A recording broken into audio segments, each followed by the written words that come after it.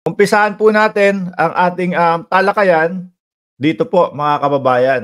Ayan, yung sobrang bantay sarado na nga po 'no, tugon sa banta ng China, ayan. O eto, dahil nga ang dami na pong mga pagbabanta ng China mga kababayan, nandiyan po yung sinasabi nila na, "Lahat ng lalagpas sa aming border ay aming huhulihin."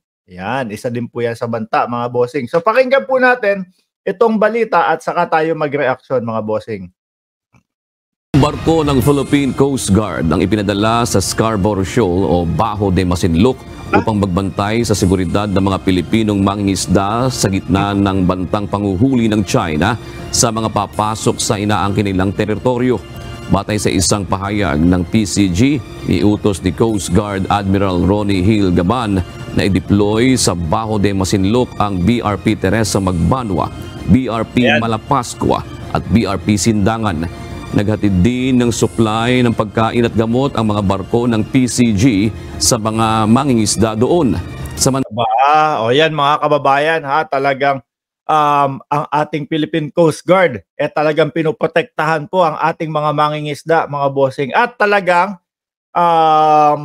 ginaganap o mismong talagang puro talaga no, mismong talagang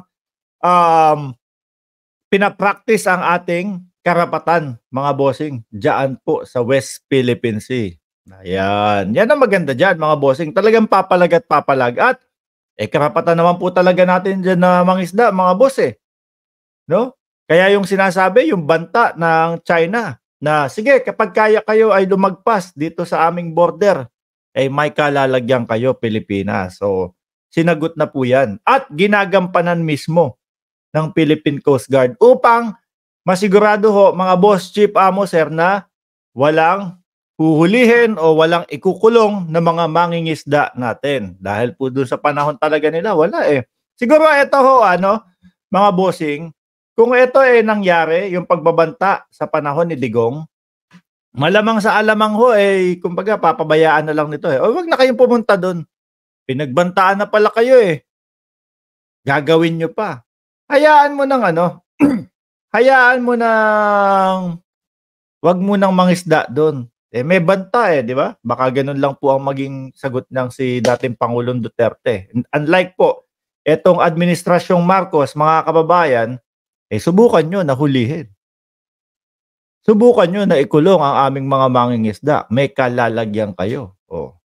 Diba? Nandiyan po, itinalaga yung mga barko natin na pangdigma ho, mga kababayan. Matatakot na naman yung mga DDS nito. Kakabahan na naman po yung mga DDS nito, mga bossing.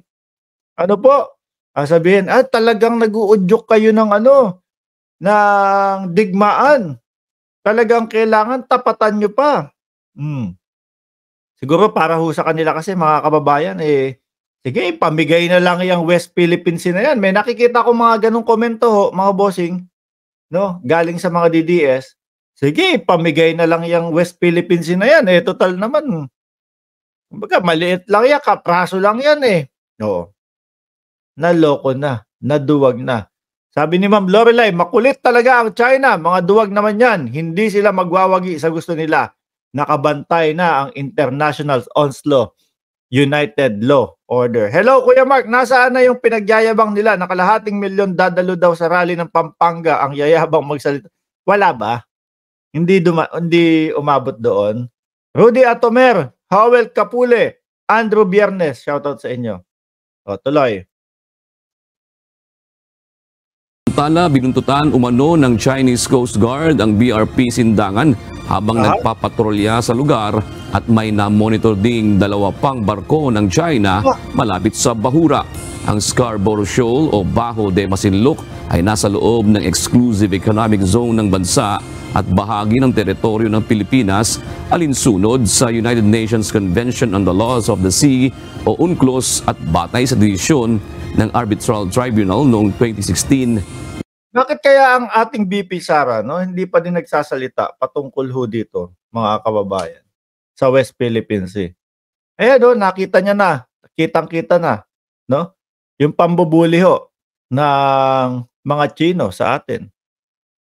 Binuntutan pa talaga yung natin, yung barko, mga kababayan. At hindi lang isa, dalawa, tatlo. Tatlo sila, mga kababayan.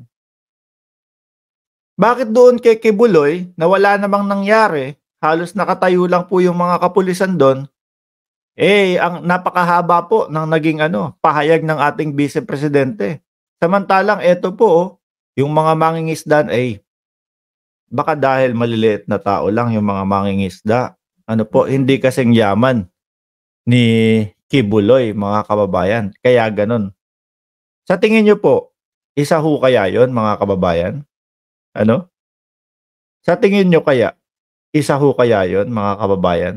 Kung bakit hindi din nagsasalita ang ating Vice Presidente patungkol dito sa West Philippine Sea? Or baka nga tama yung sinasabi natin, mga bossing, na na kapag nagsalita siya kontra China, magagalit naman yung China sa kanila. Dahil ang mga Pilipino po halata na, mga bossing, na kumbaga talagang nasa likod ang China sa kanila. No? Pagka naman nagsalita siya na against mga Pilipino, maaaksaya naman yung mga pinaghihirapan nila para sa 2028 presidential election. Ano po sa tingin ninyo kung ano talaga, mga kababayan, no? Ang dahilan ng ating Vice Presidente. Tignan nyo naman ang pagtindig ng ating presidente ngayon, mga bossing.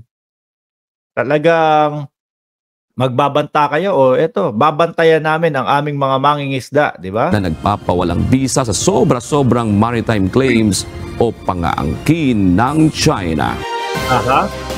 Sobra-sobra naman talaga, mga bossing Biruin mo, umabot na ng 9 dash line tapos gusto pang 10 dash line. Talagang sinakop na lahat Ginilidan lang po talaga yung mga yung mga bansa sabi ko nga nung isang araw na kapagka yung tipo bang ang ibinigay lang sa atin na karagatan, pati po doon sa mga kapitbahay nating mga bansa, yung pwede ka lang mag-swimming. hanggang doon lang yung pwedeng pag-swimmingan, mga bossing. Biruin nyo yun. Pero sila na lang ho ang naniniwala dyan. China na lang ho ang naniniwala dyan. Buong mundo ho hindi naniniwala dyan, mga kababayan. Diba? Kaya nga minsan, baka naiisip ko, baka pag naiisip nila yung tungkol sa China o yung tungkol sa West Philippine Sea na pinaggagawa nilang 9 dash line, baka pati ho sila natatawa, mga bossing. Eto yung pangalawa nating topic. Iba na talaga itong mga ito. Ayan,